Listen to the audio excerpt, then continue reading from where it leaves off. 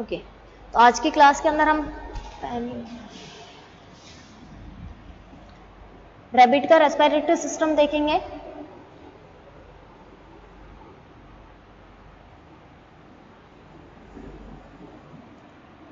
Rabbit के respiratory system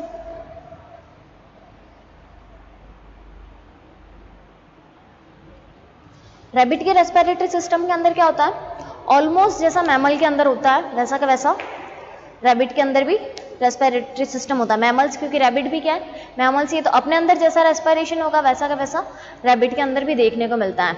pigeon के अंदर हमने रेस्पिरेटरी सिस्टम की बात की थी। तो पिजन के अंदर क्या होता है कि उसके अंदर जैसे ये ट्रैकिया आता है, रेस्पिरेटरी ऑर्गन के नाम तो सब जानते हैं, तो ये ट्रैकिया जो आता है ये आगे आकर के इस तरह से ब्रोंकाई के अंदर खुलता है, फिर ये नीचे की तरफ लंग्स के अंदर खुलता है। तो पिजन के अंदर क्या होता है, ये लंग्स के अंदर जब खुलता है तो पिजन में इसमें नीचे की तरफ जो डायफ्राम होनी चाहिए वो डायफ्राम इसके अंदर नहीं होती है, ठीक है। लेकिन अगर हम रैबिट की बात करें तो रैबिट के अंदर ये डायफ्राम जो होती है, जो ये नीचे की तरफ होती है, वो इसके अंदर इस तरह से पाई जाती है। और इस डायफ्राम का काम क्या होता है,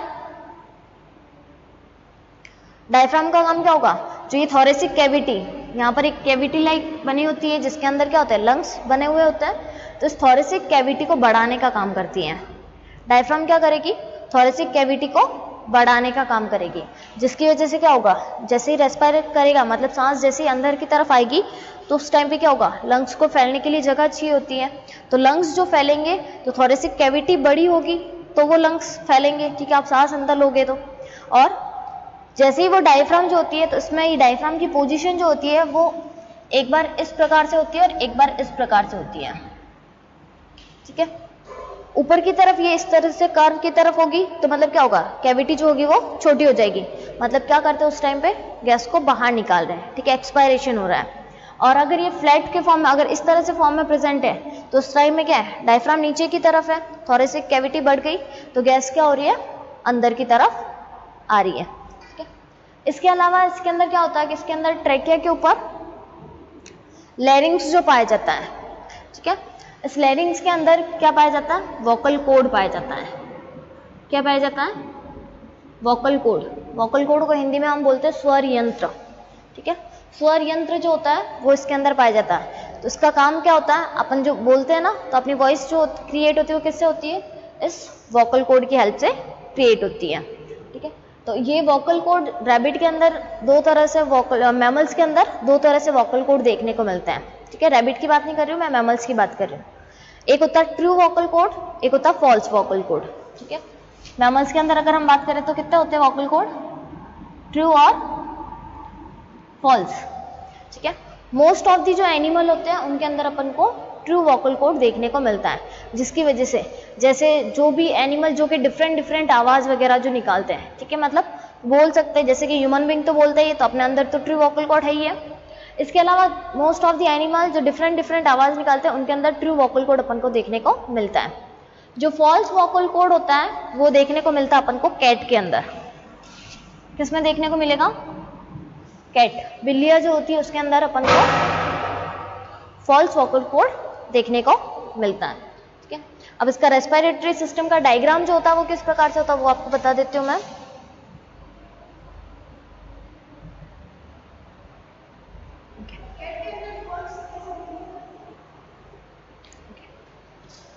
तो हम बात करते हैं इसके अंदर इसके रेस्पिरेटरी सिस्टम की। तो रेस्पिरेटरी सिस्टम के अंदर हम तीन चीजें पढ़ते हैं। पहली आती है रेस्पिरेटरी सिस्टम के अंदर रेस्पिरेटरी ट्रैक। क्या आता है, रेस्पिरेटरी ट्रैक। ट्रैक का मीन क्या होता है, पाथ। ट्रैक का मीन क्या होगा, पाथ, ठीक है। मतलब पहले कहाँ पर एयर आएगी, उसके बाद में एयर कहाँ पर आएगी, उसके बाद में एयर कहाँ ट्रांसफर होगी, उसको चीज को हम क्या बोलते हैं, ट्रैक बोलते हैं, ठीक है। तो रैबिट के अंदर अगर हम रेस्पिरेटरी ट्रैक की बात करें तो रैबिट के अंदर और बर्ड्स के अंदर एक जैसे ही रेस्पिरेटरी ट्रैक होता है। सबसे पहले एयर जो होती है वो आती है एक्सटर्नल नेसल के अंदर, ठीक है।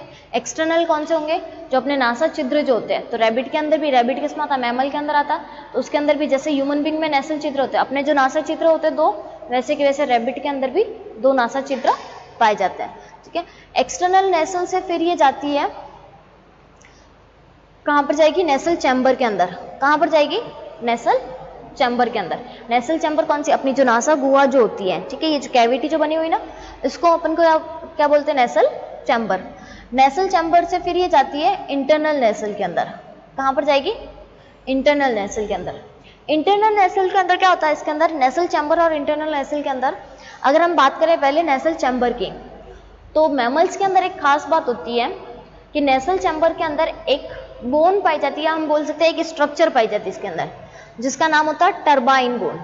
ठीक है, क्या होता है, टर्बाइन बोन। अपन को जो यहाँ पर ये हड्डी जो फील होती है ना, ठीक है, ये होती है टर्बाइन बोन। ठीक है, इसका काम क्या होता है कि हम जो बाहर से जो एयर लेते हैं, ठीक है, या फिर अगर हम रैबिट की भी बात करें तो रैबिट जो बाहर से जो एयर जो ले रहा है, ये टर्बाइन बोन क्या करेगी, उस एयर के टेम्परेचर को मेंटेन करेगी। क्या करेगी, एयर का जो टेम्परेचर होगा उसको मेंटेन करेगी। कैसे मेंटेन करेगी, अगर आपने देखा हो तो हम जो एयर लेते हैं वो एयर हमेशा गर्म होती है। ठीक है, गर्म होती है कंपेयर देन हमारी बॉडी के अंदर जो एयर होती है। तो वो गर्म एयर जब हम एनवायरनमेंट से लेते हैं तो उस टर्बाइन बोन का काम क्या होता है कि जैसे वॉशिंग मशीन कैसे घूमती है, ठीक है, वैसे एयर को उसके अंदर टर्बाइन कर रहा था, मतलब उसको घुमाता है एयर को। एयर घूमने की वजह से क्या होता है, उसका टेम्परेचर जो होता है वो कम हो जाता है। ठीक है, या फिर अगर जैसे हम सर्दी के टाइम पे देखते हैं तो सर्दी के टाइम पे मौसम जो होता है वो ठंडा होता है, और हम जब एयर लेते हैं तो उस टाइम पे क्या होगा, ठंडी एयर हमारे नाक के अंदर जाती है, तो उस टाइम पे भी ये टर्बाइन क्या करेगा, उस एयर को घुमाएगा। जैसे वॉशिंग मशीन कैसे घूमती है, पवन चक्की जैसे घूमती है ना, तो वैसे उस एयर को घुमाता है। तो वो जो ठंडी हवा होती है वो किस में चेंज हो जाती है, गर्म हवा के अंदर। ठीक है, और गर्म हवा अगर ले रहे तो वो किस में कन्वर्ट हो जाएगी, ठंडी हवा के अंदर। चेंज क्यों कर रहा है, क्योंकि यहाँ पर क्या मेंटेन करना है, बॉडी का टेम्परेचर मेंटेन करना होता है। किसको मेंटेन करना होता है, बॉडी के टेम्परेचर को।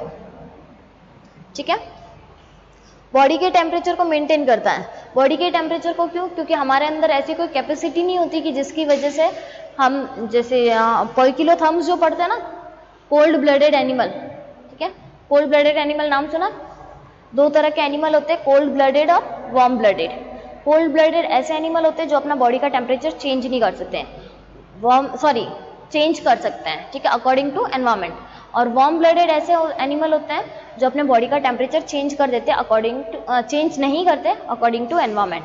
ठीक है, तो हम लोग जो आते हैं मैमल्स और बर्ड्स, ये आते हैं वार्म ब्लडेड में, मतलब ये अपने बॉडी का टेम्परेचर चेंज नहीं कर सकते हैं। तो इसकी वजह से क्या करते हैं कि ये जो भी चीज ले रहा है उसका टेम्परेचर अपनी बॉडी के टेम्परेचर के अकॉर्डिंग मेंटेन करता है। तो हम जो एयर जो भी लेंगे ना, मैमल्स की अगर बात करें तो मैमल्स जो भी एयर भी जो लेगा ना, तो वो क्या करेगा, उस एयर को टेम्परेचर का जो होगा एयर का उसको चेंज करेगा, किसके अकॉर्डिंग, उस एनिमल की बॉडी के अकॉर्डिंग।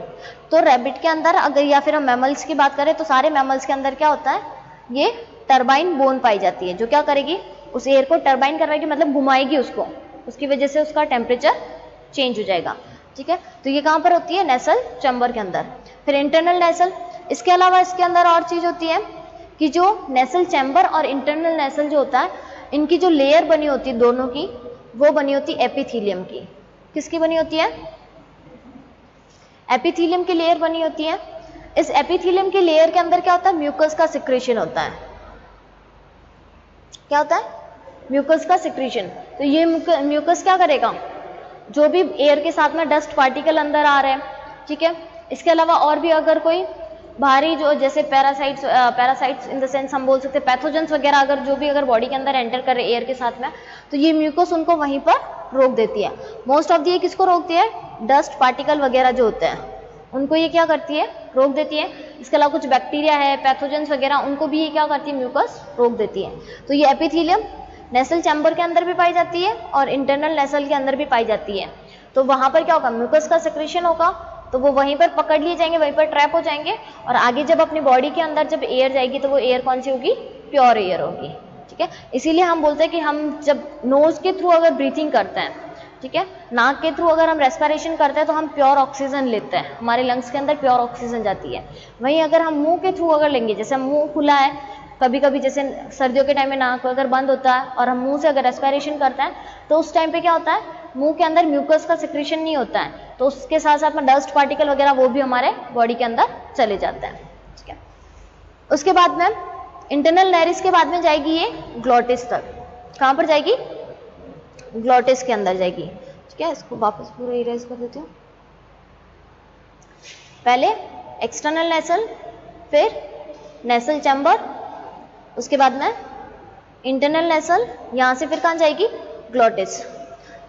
ग्लॉटिस के अंदर जब जाती है तो रैबिट के अंदर ग्लॉटिस से पहले एक और चीज पाई जाती है जिसको हम बोलते हैं एपिग्लॉटिस। क्या बोलते हैं, एपिग्लॉटिस। ठीक है, ये जो डायग्राम के अंदर दिख रहा है ना एपिग्लॉटिस, ये इस तरह से। तो इसका होता कैसे है, जैसे कि हम एक पाथ बना देते हैं, ये जो पाथ है ये है नोज के थ्रू पाथ। ठीक है, यहाँ पर पैलेट प्रेजेंट है, ठीक है, ये पैलेट आ गई। ठीक है, और उसके बाद में यहाँ पर है ना ये माउथ वाला पार्ट। ठीक है, और यहाँ पर क्या पाई जाएगी, यहाँ पर ये ग्लॉटिस पाया जाएगा इस तरह से। ठीक है, ये क्या है, ये नेसल चैम्बर वाला है। क्या दिक्कत है इसको, ये नेसल चैम्बर वाला पार्ट हो गया। ठीक है, ये हो गया माउथ वाला पार्ट। ठीक है, इसके बीच में ये जो प्रेजेंट है इसको हम बोलते हैं पैलेट। क्या बोलेंगे हम इसको, ओके। तो ये वाला जो ऊपर वाला जो पार्ट है ये कौन सा है, ये नेसल चैम्बर, मतलब एयर जो जा रही है वो अपने नोज के थ्रू के जा रही है। ठीक है, बीच में ये क्या पाया जा रहा है, बीच में है पैलेट। पैलेट जो अपन तलुआ जो बोलते हैं ना, ऊपर की तरफ जो टच करता है, इसका काम क्या होता है, ये नेसल चैम्बर और माउथ को दोनों को मिक्स नहीं होने देता। ये यहाँ तक का जो गैप होता है नाक के बीच में और माउथ के बीच में, जो ऊपर अपन गैप जो फील करता है ना, टंग जब ऊपर की तरफ टच होती है, तो ये वाला कौन सा होता है, पैलेट वाला। और फिर ये नीचे की तरफ कौन सा, माउथ वाला पार्ट है। ठीक है, ये तीनों पार्ट है। तो ये जब जाते हैं आगे की तरफ, अपन देखते हैं कि आगे की तरफ एक कॉमन ट्यूब होती है, फेरिंग्स होता है। फेरिंग्स के बाद में फिर वो फूड पाइप के अंदर और ट्रेकिया के अंदर खुलेगा। तो ये यहाँ पर क्या, यहाँ से ये कॉमन पाथ होता है, आगे की तरफ रेस्पिरेटरी पाइप, पीछे की तरफ फूड पाइप होती है। तो ये जो यहाँ पर कॉमन पाथ जो होता है, इसके अंदर क्या होता है, यहाँ पर क्या बना हुआ है, एपिग्लॉटिस होता है। ठीक है, एपिग्लॉटिस हम किसको बोलते हैं, गार्डी ढक्कन हिंदी में। ये एपिग्लॉटिस क्या काम करेगा कि जब एयर जब अंदर एंटर कर रही है तो उस टाइम पे ये किसकी ओर ढक देगा, ये इस फूड पाइप को ढक देगा। किसको ढक देगा, फूड पाइप को कवर कर देगा। ठीक है, इस तरह से फूड पाइप को, यहां से ये ढक्कन जो होगा, ये ढक्कन खुल जाएगा। यहां से ये ढक्कन खुल गया, ये किधर आ गया, फूड पाइप के ऊपर आ गया। ठीक है, फूड पाइप के ऊपर आ गया तो क्या होगा, एयर जो होगी वो कहाँ जाएगी, ट्रेकिया में। सेम चीज जब अपन रेस्पिरेशन करेंगे तो उस टाइम पे क्या होगा, ये इसको कवर कर लेगा। ठीक है, और माउथ वाले पाथ को ये खोल देगा। क्या करेगा, ये जो माउथ वाला पाथ है, माउथ वाले पाथ को ये क्या करेगा, खोल देगा। ठीक है, माउथ वाले पाथ को खोला तो क्या होगा, फूड जो होगा वो अंदर की तरफ जाएगा। तो यहाँ पर ये जो एपिग्लॉटिस ये जो दिख रहा है, ठीक है, ये एपिग्लॉटिस पाया जाता है। एपिग्लॉटिस को हम हिंदी में क्या बोलेंगे, घाटी ढक्कन। क्या काम होता है इसका, कि जो दोनों पाइप जो होते हैं, एक होता है रेस्पिरेटरी पाइप, दूसरा होता है फूड पाइप। तो इन दोनों पाइप में से जब एक प्रोसेस हो रही होती है तो दूसरे को ये कवर कर लेता है, जब दूसरी प्रोसेस होती है तो पहले को वाले को ये कवर कर लेता है। इसीलिए हम बोलते हैं कि खाना खाते टाइम बातें नहीं करनी चाहिए। क्यों, क्योंकि फिर है ना कभी कभी ऐसा होता है कि फूड जो होता है वो गलती से आप जैसे ही ना खा रहे हो, खाते खाते बोल रहे हो, और वो ढक्कन जो होता है वो रेस्पिरेटरी पाइप के ऊपर नहीं आता, और आपका फूड जो होता है कहाँ चला जाता है, रेस्पिरेटरी पाइप के अंदर। फिर वो जाता है सीधा डायफ्राम के अंदर, और उसी की वजह से हिचकी आती है, हिक्कप आती है। ठीक है, तो ये एपिग्लॉटिस के नीचे की तरफ ये क्या है, ये वाला जो पोर्शन है, ये वाला कौन सा दिख रहा है, लैरिंग्स वाला पोर्शन। ठीक है, लैरिंग्स के अंदर 3 तरह की कार्टिलेज पाई जाती है। लैरिंग्स के स्ट्रक्चर हम यहाँ देखेंगे तो हमें इसके अंदर 3 तरह की कार्टिलेज देखने को मिलती है। सबसे ऊपर की तरफ जो होती है वो होती है एटिनॉइड। कौन सी होगी, एटिनॉइड होगी, ये वाली। ये जो पूरा पोर्शन आपको ये दोनों साइड में दिख रहा है, ये वाला कौन सा है, एटिनॉइड कार्टिलेज का है। किसका है ये, एटिनॉइड कार्टिलेज का। उसके बाद में ये जो नीचे की तरफ जिसको सपोर्ट प्रदान करके रखती है वो कौन सी हो जाती है, वो हो जाती है इसकी कैरिकॉइड। ठीक है, और इसके अंदर एक और होती है जो होती है थायराइड। कौन सी होती है, थायराइड। ठीक है, 3 तरह की इसके अंदर कार्टिलेज देखने को मिलती है, थायराइड, एटिनॉइड और कैरिकॉइड। ये 3 तरह की, ये क्या करती है, लैरिंग्स को सपोर्ट करने का काम करती है। लैरिंग्स और ट्रेकिया के स्ट्रक्चर देखिए तो ये नीचे वाला, ये वाला जो पोर्शन है, ये वाला कौन सा है, ट्रेकिया। ठीक है, इसके अंदर जो आपको ये डार्क कलर की जो दिख रही है, ये डार्क कलर वाली है ट्रेकियल रिंग। डार्क कलर वाली कौन सी है, ये आपको डार्क कलर की जो दिख रही है ये कौन सी है, ट्रेकियल रिंग। इन ट्रेकियल रिंग का काम क्या होता है कि जब ब्रीथिंग करते हैं, ठीक है, एयर जब अंदर जाती है और एयर जब वापस बाहर निकलती है तो ट्रेकिया को फैलाने और रिलैक्स करने का काम होता है, ठीक है। वो ऐसा नहीं हो कि है ना जब अंदर एयर ही नहीं है तो है ना वो बिल्कुल से पिचक जाए, तो उसको पिचकने नहीं देती, या फिर ऐसा नहीं हो कि जब एयर अंदर बहुत सारे एंटर करे तो उस टाइम पे वो एकदम से फूल जाए। तो इस चीज को रोकने के लिए क्या पाया जाता है, ट्रेकियल रिंग पाई जाती है, ठीक है। ये ऊपर की तरफ ये वाला क्या है, ये है एपिग्लोटिस। ऊपर की तरफ ये क्या बना हुआ है, ये एपिग्लोटिस। एपिग्लोटिस में नीचे की तरफ ये जो स्ट्रक्चर है, नीचे की तरफ ये क्या है, ये वाला जो आपको फूला हुआ जो स्ट्रक्चर दिख रहा है ये वाला कौन सा है, थायराइड कार्टिलेज का, ठीक है। उसके बाद में नीचे की तरफ कौन सा आएगा, ये साइड में एटिनॉइड वाला, और फिर सबसे नीचे की तरफ कैरिकॉइड वाला, ठीक है। आपको केवल इतना याद रखना है कि जो लैरिंग्स होता है, लैरिंग्स के अंदर 3 तरह के कार्टिलेज पाए जाते हैं। सब में 3 तरह के नहीं होते, सिर्फ रैबिट में 3 तरह के होते हैं। अगर हम एबीज की बात करें तो एबीज में 2 तरह के ही होते हैं, एटिनॉइड और कैरिकॉइड, उसमें थायराइड एब्सेंट होता है, ठीक है। लेकिन रैबिट के अंदर 3 पाए जाते हैं, तो इन तीनों कार्टिलेज के नाम याद रखना है। फिर ये नीचे की तरफ ये किसके अंदर खुल रहा है, ये खुल रहा है ट्रेकिया के अंदर। किसमें खुलेगा, ये ट्रेकिया के अंदर, ठीक है। अब ये ट्रेकिया की स्ट्रक्चर कैसी होती है तो इधर हम देखते हैं, ये थायराइड कार्टिलेज, उसके बाद में नीचे की तरफ ये मसल्स इसके पाई जा रही है, मसल्स क्या कर इसको सपोर्ट कर रही है, इस मसल्स के चारों ओर क्या है, कैरिकॉइड कार्टिलेज, जो इस स्ट्रक्चर के अंदर दिख रहा है वैसा वैसा। फिर ये नीचे की तरफ पूरी लंबी सी क्या बनी हुई है, ये बनी हुई है ट्रेकिया, और इसके अंदर जो अपन को ये रिंग दिखाई दे रही है इनको हम क्या बोलते हैं, ट्रेकियल कार्टिलेजिनस रिंग्स। क्या बोलेंगे हम इसको, ट्रेकियल कार्टिलेजिनस रिंग्स। काम क्या होता है इनका, ट्रेकिया को सपोर्ट करने का, ठीक है। ट्रेकिया जो है वो पिचके ना या ज्यादा फूले ना, तो उस वजह से इसको सपोर्ट करता है। एयर कहाँ से आएगी, नेसल चैम्बर से होते हुए, इंटरनल लैरिंग्स होते हुए, एपिग्लोटिस से होते हुए लैरिंग्स। लैरिंग्स के अंदर ही क्या पाया जाता है, वोकल कॉर्ड पाया जाता है। जैसे ही एयर जब आती है इस वोकल कॉर्ड से टकराएगी तो टकराने पे क्या होता है, वाइब्रेशन होता है, कंपन होता है। अपन जैसे ही एयर लेते हैं, ठीक है, तो बोलते टाइम एयर भी तो अंदर जाती है, तो उस टाइम पे क्या होता है, वोकल कॉर्ड से अपने वो एयर टकराती है, कंपन होता है और इसी की वजह से आवाज प्रोड्यूस होती है, ठीक है, आवाज क्रिएट होती है। नीचे की तरफ फिर ये ट्रेकिया आता है, फिर ये ट्रेकिया क्या होता है, 2 ब्रोंकस के अंदर खुलता है, ठीक है। अब इसके अंदर अगर हम लंग्स की बात करें, ये ब्रोंकस आकर के किसमें खुल रही है, लंग्स में, तो इसके दोनों लंग्स जो होते हैं वो अलग अलग होते हैं। जो राइट वाला लंग्स होता है वो 4 लोब का बना हुआ होता है, और जो लेफ्ट वाला लंग्स होता है वो 2 लोब का ही बना होता है, ये डिफरेंस आता है। इसके अंदर हम 4 लोब की बात करें तो कौन सा, ये फर्स्ट, ये सेकेंड, ये थर्ड और ये फोर्थ, ठीक है। राइट के अंदर अगर राइट लंग्स में हम बात करेंगे तो कितने लोब है, 4 लोब। लोब मतलब जो सेगमेंट होता है। लेकिन अगर इसके अंदर हम बात करेंगे तो इसके अंदर हमें कितने दिखाई देता है, ये एक और ये दूसरा, ठीक है, 2 ही लोब इसके अंदर हमें दिख रहे हैं। लंग्स में कौन कौन से हैं, सबसे पहले अगर लोब की अगर हम बात करें तो ये तो आ रही है राइट ब्रोंकस खुल रही है, राइट वाले लंग में जो खुलेगी उसको हम क्या बोलेंगे, राइट ब्रोंकस। के ब्रोंकस कौन सी है, ट्रेकिया आगे जाकर के ऐसे ब्रांच में जो डिवाइड हो रही है उसको हमने ब्रोंकस बोला है, श्वास नली जिसको हम बोलते हैं, ठीक है, श्वास नली आगे ब्रोंकस। फिर फर्स्ट वाले लोब की बात करें, फर्स्ट वाला लोब कहलाता है एंटीरियर एजाइगस लोब। कौन सा लोब कहलाएगा, एंटीरियर एजाइगस लोब। फिर सेकेंड जो ये लोब पाया जाता है, सेकेंड लोब ये कहलाता है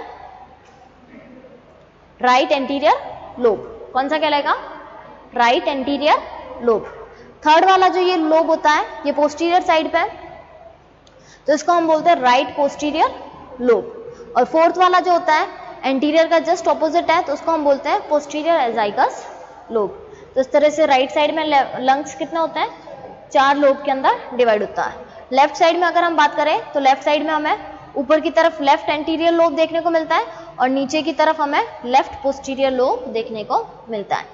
इसके अलावा लंग्स में और क्या क्या आकर के खुलता है, लंग्स में आकर के खुलता है पल्मोनरी वेन और पल्मोनरी आर्टरी।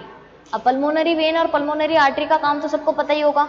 आर्टरी क्या करती है, प्योर ब्लड ले जाती है, ठीक है, वेन इम्प्योर ब्लड, लेकिन पल्मोनरी जस्ट इनके ऑपोजिट होती है, ठीक है, फुसफुसीय धमनी और फुसफुसीय सीरा जिसको हम बोलते हैं। तो फुसफुसीय धमनी क्या करेगी, इम्प्योर ब्लड लेके जाएगी, आर्टरी जो होगी ये क्या करेगी, इम्प्योर ब्लड लेके जाएगी, और पल्मोनरी वेन जो होगी वो क्या करेगी, प्योर ब्लड, मतलब ऑक्सीजन जब आ रही है फिर इसके अंदर क्या पाए जाते हैं, छोटी छोटी सी एल्वियोली पाई जाती है। क्या पाए जाएंगे, एल्वियोली, कुपिकाई जिनको हम बोलते हैं, ठीक है। वो कुपिकाई क्या करेगी, जैसे ही गैस इसके अंदर आई है, लंग्स के अंदर आई है, ये क्या करेगी, कुपिकाई डिफ्यूजन के थ्रू, विसरण की प्रक्रिया यहाँ पर होती है, विसरण के थ्रू ऑक्सीजन को तो कुपिकाओं ने अपने अंदर ले लिया और कार्बन डाइऑक्साइड जो इनके अंदर होता है उसको वापस ये कहाँ पर, लंग्स के अंदर छोड़ देती है और ये वापस बाहर की तरफ चले जाते हैं, ठीक है। बात समझ में आ गई। अब अगर इसके अंदर हम ब्रोंकाई की बात करते हैं तो इसके अंदर ब्रोंकाई जो होती है अलग अलग टाइप की पाई जाती है। सबसे पहली जो आएगी, सबसे पहली ये कौन सी आ रही है, ब्रोंकस आ रही है, ठीक है। ब्रोंकस कौन सी आ रही है, हम बात कर रहे हैं इसकी ट्रेकिया के बाद में, ये जो दोनों साइड में जो जाती है उसको हम बोलते हैं ब्रोंकस। राइट साइड में जो जाएगी उसको राइट ब्रोंकस बोलेंगे, लेफ्ट साइड में जाएगी उसको लेफ्ट ब्रोंकस। तो ये आ गई मेन ब्रोंकस। अब हम एक लंग की बात कर रहे हैं, यहाँ पर हम किसकी बात करेंगे, एक लंग की, या फिर हम एक ब्रोंकस की बात करेंगे। सपोज हम राइट ब्रोंकस की बात करते हैं, ठीक है। राइट ब्रोंकस की बात करें तो ये ब्रोंकस आ गई, ये ब्रोंकस आकर के सबसे पहले इस तरह से पार्टीशन में डिवाइड होगी, ठीक है। ये दो पार्ट में डिवाइड हो गई। ये जब दो पार्ट में यहाँ पर डिवाइड होती है इसको बोलते हैं हम सेकेंडरी ब्रोंकाई। कौन सी बोलते हैं, सेकेंडरी ब्रोंकाई। फिर ये वापस से नीचे की तरफ ये डिवाइड हुई है, इसको हमने क्या बोला है, रेस्पिरेटरी ब्रोंकाई। क्या बोला इसको हमने, रेस्पिरेटरी ब्रोंक्यूल, ठीक है। जो क्या करे, ऑक्सीजन को लेके आ रही है, इसको केवल नाम दे रखा है, पूरे ब्रोंकाई उसी के पार्ट है। जैसे कि एक ये मेन ब्रांच जा रही है, ये दो में डिवाइड हो गई, फिर ये वाली वापस से ये दो में डिवाइड हो गई इस तरह से, फिर ये वाली वापस से दो में डिवाइड हो गई ये इस तरह से, ऐसे ऐसे ये आगे से आगे ब्रांच जो है ये बढ़ती जा रही है, ठीक है। पेड़ की टहनियाँ कैसे होती है वैसे ही ब्रोंकाई भी। तो बाद में इसको हमने क्या बोला, रेस्पिरेटरी। फिर ये रेस्पिरेटरी वाली जब नीचे की तरफ ये जाती है, ये जब कुपिकाओं के अंदर जाती है तो इनको हमने बोला एल्वियोरी डक्ट। क्या बोला है, एल्वियोरी डक्ट। डक्ट मतलब वाहिनियां, वो वाहिनियां जो कहाँ पर जा रही है, कुपिकाओं तक जा रही है, एल्वियोली तक जा रही है, उनको हमने एल्वियोरी डक्ट बोल दिया। फिर ये यहाँ तक आ रही है, ये जो बलून लाइक स्ट्रक्चर, ठीक है, या फिर हम बोल सकते हैं ये बंच लाइक स्ट्रक्चर जो है ये कौन सी हो गई, एल्वियोली, ठीक है। तो टोटल अगर हम इसके अंदर बात करें तो प्राइमरी ब्रोंकस होता है, सेकेंडरी ब्रोंकस होता है, टर्सरी ब्रोंकस होता है, उसके बाद में रेस्पिरेटरी ब्रोंकस होता है, उसके बाद में एल्वियोली डक्ट होती है, ठीक है। ये पांच इसके अंदर हमें ब्रोंकस देखने को मिलती है। प्राइमरी वाली डिवाइड होगी सेकेंडरी में, सेकेंडरी वाली फिर और डिवाइड होगी टर्सरी में, फिर टर्सरी वाली किस में डिवाइड होगी, रेस्पिरेटरी वाली में, रेस्पिरेटरी वाली आगे जाकर के किस में डिवाइड होगी, एल्वियोली डक्ट के अंदर। फिर ये एल्वियोली डक्ट कहाँ पर जाएगी, एल्वियोली के अंदर, और इस तरह से इसके अंदर गैसेज होगी वो यहाँ तक आ जाएगी। अब मैकेनिज्म की अगर बात करूं तो मैकेनिज्म आपको पहले ही बताई, ठीक है। मैकेनिज्म के अंदर क्या होता है, जैसे कि अगर हम लंग्स की बात करें,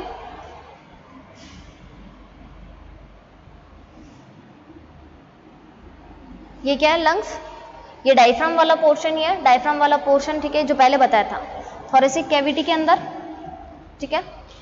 ये डायफ्राम, डायफ्राम के अंदर क्या होती है, इंटरकोस्टल मसल्स पाई जाती है। क्या पाई जाएगी इसके अंदर, इंटरकोस्टल मसल्स होगी। डायफ्राम पहले रिलैक्स जब होगी, ठीक है, मतलब जैसे ही फ्री होगी तो ये क्या करेगी, नीचे की तरफ होगी। डायफ्राम नीचे की तरफ हुई, थोरेसिक कैविटी इंटरकोस्टल मसल जो हुए वो भी क्या हो गए, रिलैक्स हो गए, ठीक है। जैसे ही मसल्स रिलैक्स हुए थोरेसिक कैविटी जो होगी वो क्या होगी, बढ़ जाएगी। थोरेसिक कैविटी बढ़ी, लंग्स को फैलने के लिए स्पेस मिल गया, एयर जो थी वो कहाँ आ गई, लंग्स के अंदर आ गई, ठीक है। वापस कुछ टाइम बाद क्या होगा, डायफ्राम जो होगी कॉन्ट्रैक्ट हो जाएगी। ये डायफ्राम जो रिलैक्स हो रखी थी ये वापस से इस तरह से कॉन्ट्रैक्ट हो जाएगी। जैसे ही कॉन्ट्रैक्ट हुई इंटरकोस्टल मसल भी क्या हो जाएंगे, कॉन्ट्रैक्ट होंगे। इंटरकोस्टल मसल्स कॉन्ट्रैक्ट हुए, थोरेसिक कैविटी का वॉल्यूम जो था वो क्या हो गया, कम हो गया। कम हो गया तो लंग्स को, जो लंग्स जितना स्पेस में फैला हुआ था वो स्पेस क्या हो गया, कम हो गया। तो लंग्स में से जो एयर थी वो एयर क्या हो गई, बाहर आ गई। तो इस तरह से इसके अंदर इंस्पायरेशन और एक्सपायरेशन की मैकेनिज्म चलती है, ठीक है। तो यहाँ पर हमारे पांचों एनिमल का रेस्पिरेशन जो था वो कंप्लीट हो गया। पांचों एनिमल का रेस्पिरेशन देख लिया। कौन कौन से थे, स्कोलियोडॉन, उसके बाद में राना, फिर लिजार्ड, ठीक है। लिजार्ड नहीं होता वैसे तो वो यूरोमेस्टिक को हम स्पाइनल टेल लिजार्ड बोलते हैं। यूरोमेस्टिक में देख लिया। उसके बाद में हमने देख लिया कोलंबा के अंदर और पीजन का।